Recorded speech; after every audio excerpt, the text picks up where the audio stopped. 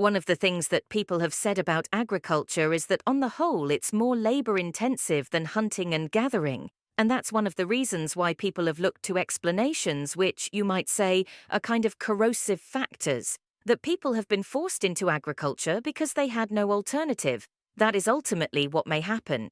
But at the very beginning, it could be that agriculture was developed because people wanted special status foods for feasting, that it was actually a social need. I mean, how much of what we do in our lives is generated by competition with others? And a lot of that is powered by desire for new things, new statuses, new whatever it might be. Respect, recognition also are important, and in small-scale societies, a lot of those sorts of factors are generated by the ability to, for instance, throw feasts.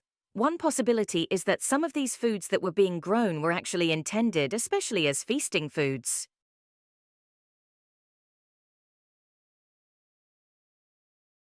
Well, in 2004 we integrated ticketing in southeast Queensland, so we introduced a paper ticket that allowed you to travel across all the three modes in southeast Queensland, so bus, train and ferry, and the second stage of integrated ticketing is the introduction of a smart card, and the smart card will enable people to store value, so to put value on the card, and then to use the card for traveling around the system.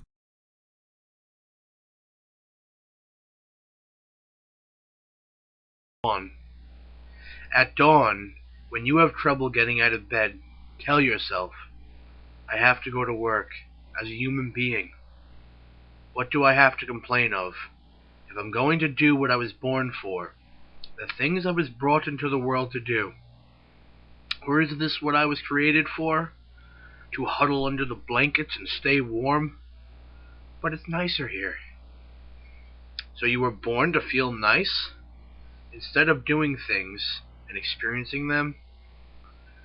Don't you see the plants, the birds, the ants, the spiders, and the bees going about their individual tasks? Putting the world in order as best they can? And you're not willing to do your job as a human being? Why aren't you running to do what your nature demands?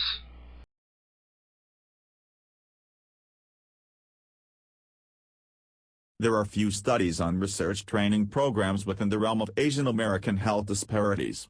The existing literature on training programs tends to emphasize broad components such as mentorship and an examination of the community and academic partnership. Moreover, the current available literature pertains mostly to clinical practitioners such as nurses and doctors in residency rather than researchers. Few articles employed quantitative evaluation methods, because most of these evaluations were limited to a low number of participants.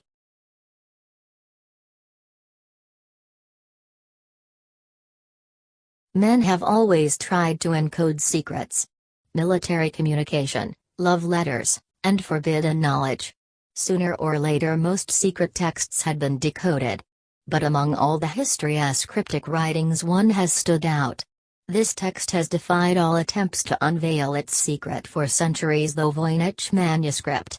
It's the world's most mysterious book, written by an unknown author in an absolutely singular alphabet and illustrated with puzzling images.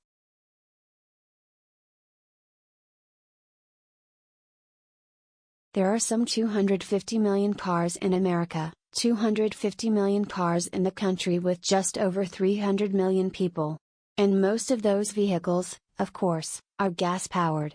This poses a huge challenge given the limited supplies of oil and the growing urgency of the global warming crisis. But there is good news, according to our guests today. And that is, we have the know-how and the technology to build sleek, fast automobiles that don't use gasoline. These vehicles of tomorrow are powered by hydrogen, electricity, biofuels, and digital technology. And they already exist. So what's stopping us from putting them on the roads? Our guests today will help answer that.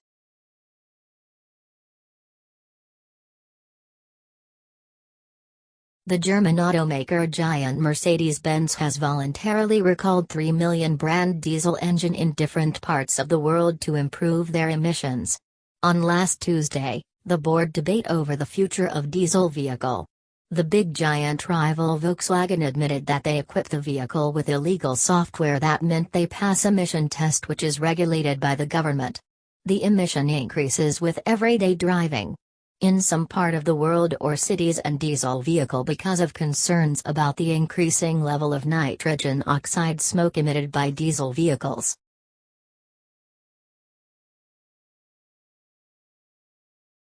The editors hold that if identity politics has no preordained political effects, then to a significant degree, the risks and dilemmas of identity politics signal not a failure of identity politics per se but a failure of states to democratize their political processes. They find this to be especially true of liberal democracies, where open political space for an engaged citizenry requires public institutions that possess the capacity, determination to develop procedures and guidelines for addressing claims in ways that are compatible with the rule of law, constitutional principles, and public reason.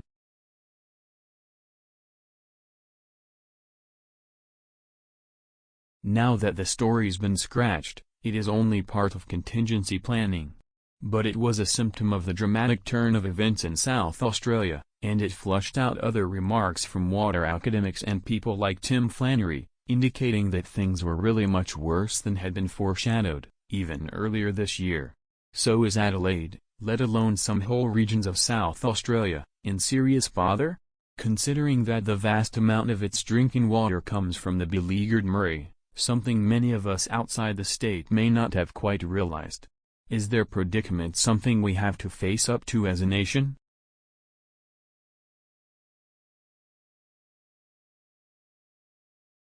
Along the way we have built unashamedly beautiful buildings, two of which have won and another was runner-up in the prestigious United Nations World Habitat Award, the first time an Australian building has received that international honour.